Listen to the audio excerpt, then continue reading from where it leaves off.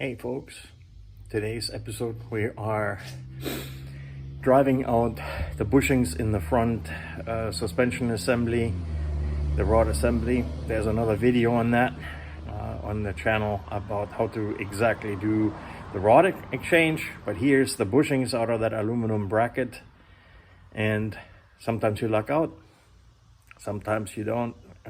Totally depends on the age of the car and who owned it before you. So here's what we're talking about. That's the aluminum front bracket assembly. This is from the passenger side out of this car. This came out fairly easy. There are only really two ways to get out of it.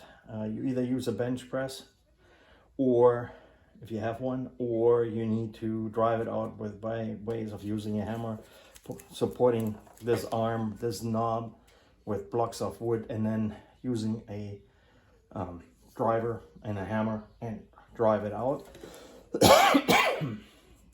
Same thing goes for this one.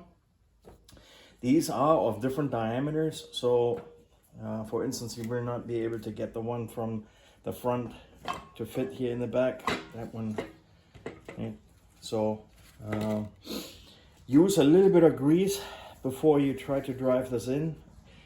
Do not use any petroleum-based grease because that's going to destroy the rubber right away. I choose lithium, and then we're going to use this good old Craftsman multifunctional bench. Hopefully those bushings will go in when I drive them in.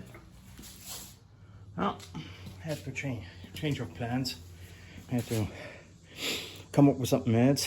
I used the bottom to as a rest.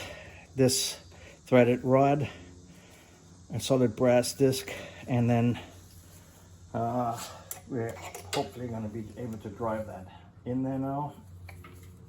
There you go.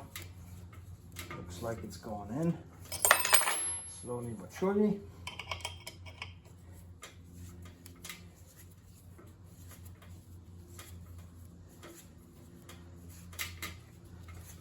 Not the easiest, that's for darn certain. I'm glad I had the extra threaded rod.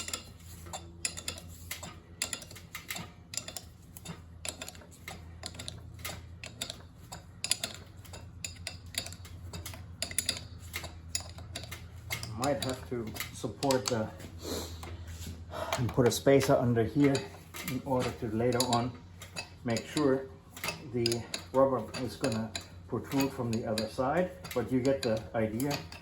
Rinse and repeat on the other side, and voila, you got the darn thing installed in that bushing. All right, put it out. All right, I'm going to spare you the disassembly of the rod, but here we're going to do the same thing for the front bushing, and then we can finally install the rod assembly. Here is yet another really bad example of what that must not look like. Very worn. That one has almost a 1/4 of an inch play. All right, this is what the fully and finished installation looks like.